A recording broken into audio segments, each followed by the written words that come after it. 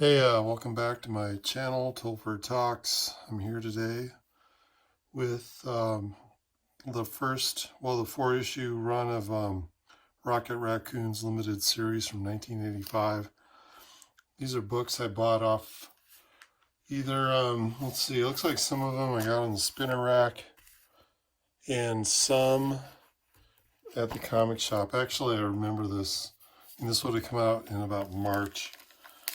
And if I bought it at a comic shop, it would have had to have been at the shop just off Hamilton Boulevard in Sioux City. And I remember, I didn't go there often because it was kind of a drive. And I remember, so there would have only been one trip about that time of the year. And it was just cloudy and rainy and kind of nasty as it can be that time of year. I was supposed to, I went to go look at, I was going to look at a couple schools in Sioux City. I think I spent more time at the comic shop and the bookstore and probably at the record shop. I think I bought a copy of Larry Niven's Ringworld on the same trip and a Heinlein book, which I didn't go on to read a lot of Heinlein, so I mean that one kind of, it was about brain control or something on a moon. But we've got all 4 issues, and I haven't, I probably haven't read it since '85, so this is all new. They're in pretty okay shape, which was kind of pleased to see. A lot of my comics aren't. The later ones are usually in pretty good condition because I didn't really, I might have read them, maybe reread them once or twice, but I didn't drag them around with me like I did the earlier stuff when I was, really young and drawing out of them and, whatever. But, so this is pretty cool. I've just read the first couple issues. I thought maybe after, the movie comes out, maybe doing looking at the second 2 issues. I didn't really follow Rocket Raccoon after this, up until Guardians of the Galaxy. The movie came out, and I had always had fond memories of this this limited series, and it's probably one of the main reasons that I went to see Guardians of the Galaxy. I hadn't seen a lot of the MCU stuff, but I was a big Star-Lord fan, and I was kind of disappointed to see how much the character had changed. But when I saw that Rocket Raccoon was going to be in, I thought, yeah, man, this is going to be cool, or it's at least worth a look. And of course, Guardians of the Galaxy is pretty sweet, and I'm glad I did check it out. It ended up kind of getting me into the MCU, and it's probably one of my, it's probably, those are my favorite movies, and superhero movies for sure. But Rocket is quite different in this comic from way back. This comic, written by Bill Mantlo and illustrated by Mike Mignola. Actually, man, I haven't looked at an old Mignola book in a while, and I'd kind of forgotten what his early work was like. It's pretty cool. You can kind of see a little bit of where he ends up. There's like hints of his mature style, but it is really different. I always liked his work. I've got I think it was a Cloak and Dagger he did some work on. But anyway, this takes place on Half World, and these guys are the loonies, and Rocket Raccoon is actually kind of a Ranger Rick type character, and he's kind of cool and collected, and he's in charge. So he's nothing like the MCU Rocket, and the MCU Rocket is probably definitely more interesting and more relatable, but this turns out to be pretty good. I just read the first 2 issues, and lots of good fun. But this is Gideon's Bible, and on Half-World, it contains the ancient rites of the loonies, and also kind of a history of the origin of Half-World. And there's 2 toy makers whose job is to make entertainment for the loonies. So this is, I don't mean this to be a slam on Australia, but it's kind of an Australia-like planet where instead of sending all the criminals, to inhabit an island, this is another civilization had sent those with mental illnesses that they deemed incurable to Half-World. And the robots built up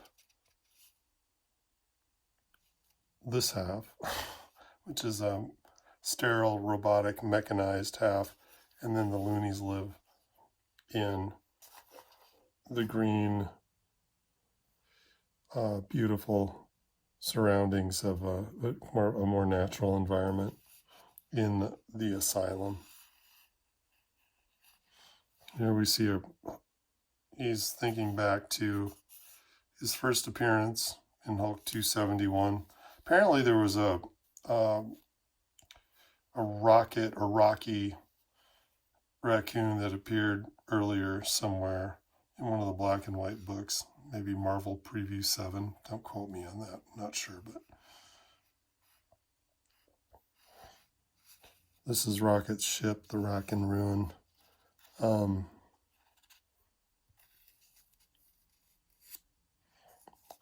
And here we have Mayhem Mechanics. I love that. This was the kind of fun stuff that kind of kept me in comics. In '85, I wasn't buying, I bought very few comics compared to, just a couple of years before. But, if there was a limited series, I usually went out of my way to buy them. Here we have Blackjack O'Hare. Blackjack, of course, at this point in time, is working for Lord Divine,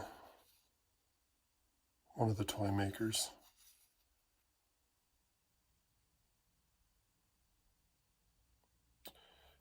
And Lila is Rocket's love interest and heir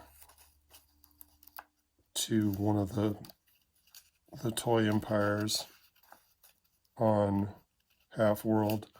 So this is kind of cool. I didn't actually watch Game of Thrones, but this is what I imagine Game of Thrones to be like. Lots of palace intrigue.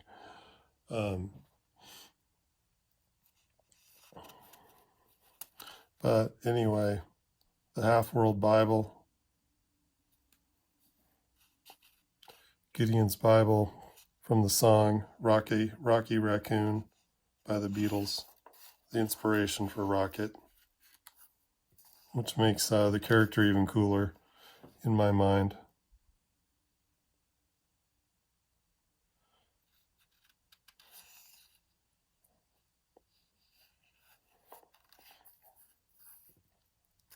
But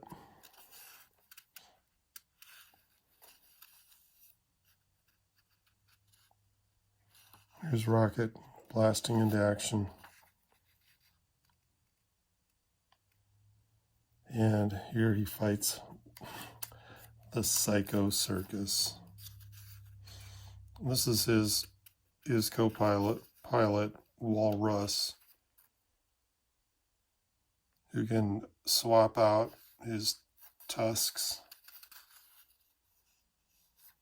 which is pretty weird. I don't expect to see him in the movie, but it would be kind of cool to see Black Jack O'Hare. So it sounds like this next Guardians movie is going to really focus on Rocket.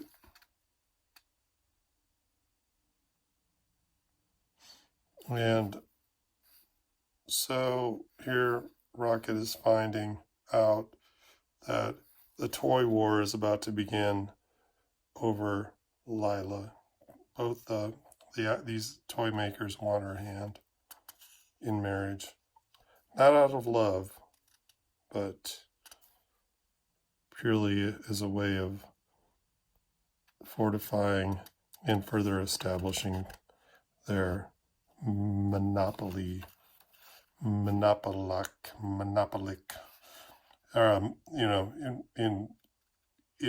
hoping to establish some kind of monopoly in the toy industry on Half-World. And Black Jack O'Hare has succeeded in capturing Lila for, I believe, Lord Divine.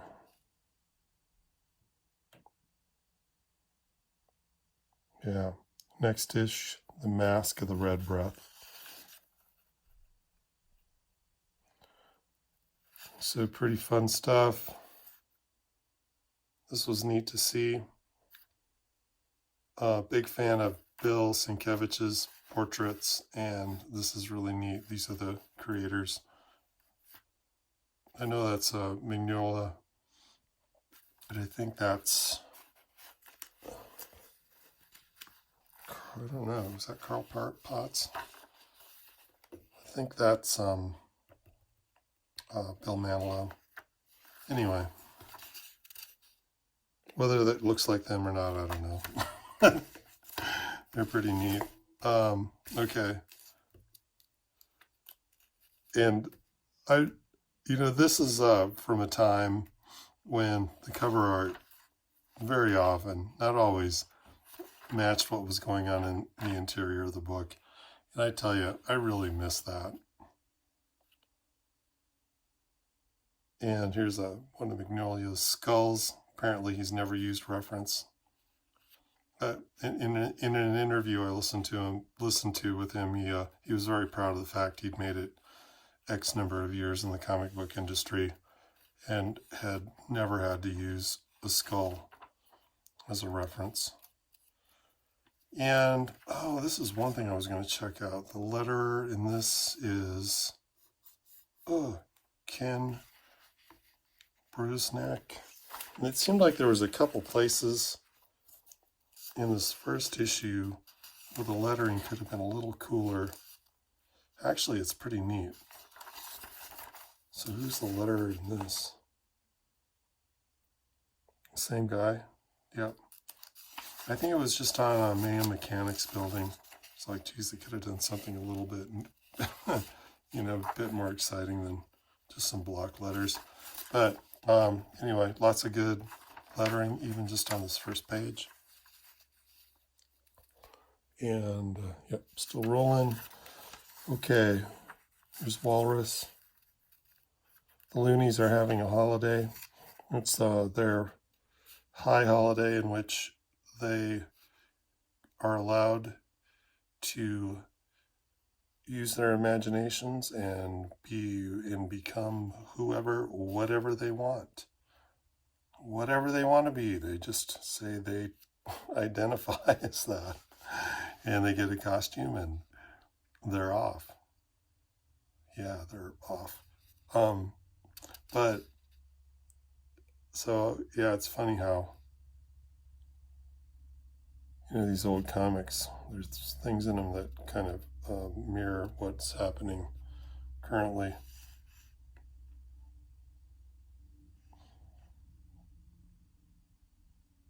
Okay. But so this is going on, and Rocket is, of course, the protector of the loonies in the Keystone Quadrant and on the planet Half-World. Lila has been taken. He's just finding this out, and so he knows that he needs to leave the celebration and seek out his true love.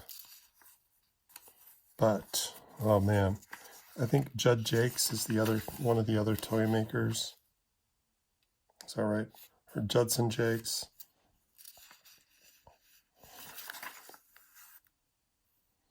And I don't know, I've only read this once, or twice now in 40 years. But I think the Killer Clowns are Judson's creation. And they are disrupting the party and also keeping Rocket from rescuing his lady love. And in this scene, Blackjack O'Hare has decided that, he's gone to all the trouble. He's put all the work in rescuing Lila, and he should just marry her, which, that kind of makes sense. Why not? But then you have the trouble of heading a toy empire once, so I don't know, might be a wash. But that's what he's doing. So now Blackjack O'Hare is going to become the target of the toy makers. But yeah, I don't know. This is just goofy, fun stuff that I was always really into with the comics. Like Howard the Duck was really one of my favorite Marvel characters, for better or for worse. But that kind of nonsense seems to be the sweet spot for me in comics. If comics get serious, they need to be really good. And this is here's the Red Death,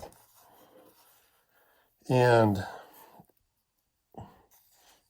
I think this was still fun to read, even though the characters are so different.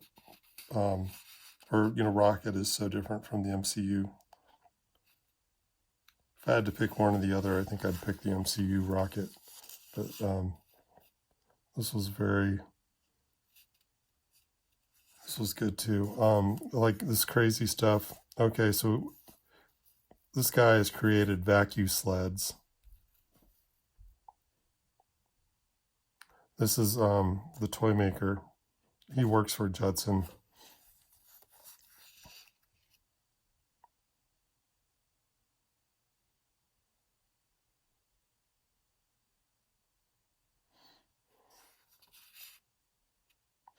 And this is outside the asylum.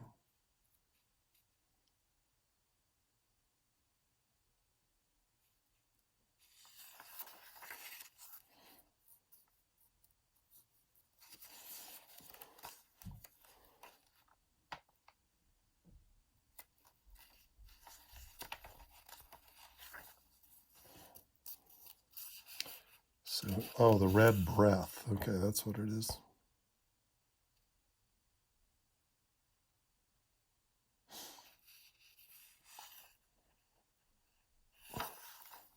And so the red breath looks like it's going to start taking out loonies. And Rocket is sworn to protect the loonies, so he goes into action. The red breath vaporizes one of his rocket skates and consumes it. Yeah, this is some good writing. A twisting ethereal tendril caresses one of the raccoon's rocket skates and consumes it. Yeah, I don't know. Yeah, it's good. It's just fun. Gangway. He's out of control. So it'd be fun to see something that references this book in the movie. I don't know if that'll happen, but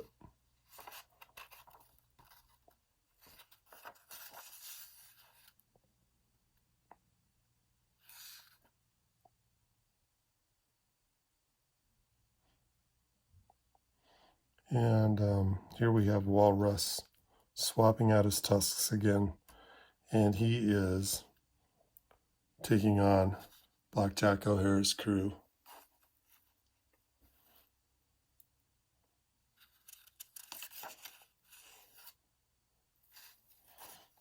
Here comes more clowns, killer clowns, nonetheless, on vacuum sleds. Yeah, this is weird.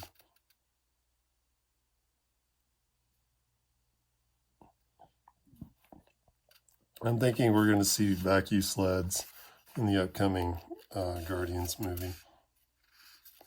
I'm not going tomorrow, but I'm not going on Thursday, but I plan on going Friday. So anyway, what we end up here is Rocket's in bad shape and Blackjack's in bad shape, and so they end up teaming up to take out the killer clowns on vacuum sleds. I've had it. This used to be a peaceful, pleasant nut house of a world before Jakes and Divine started their toy war. I'm going to end it. Choose a side, O'Hare. For now, on the outs as I am, with my erstwhile employer, I ride with you, Raccoon. So that brings us to the end of the second issue. And I hope you made it through, man. Thanks for hanging out if you did. I've got 39 subs and 1 sub to 40. I've got a big party planned, big celebration planned for 40th. It involves unboxing stuff. I think it'll be cool. Anyway, yeah, I hope if anybody's, let me know what you think of the video. If you have any, if you've read this, if you have any opinions on it. I enjoyed it. It's different, but I think the art was pretty cool. The thing I'm wondering about, though, man, the printing seems to be like pretty good until it's not, which, well, maybe not. I think it took a while to get used to.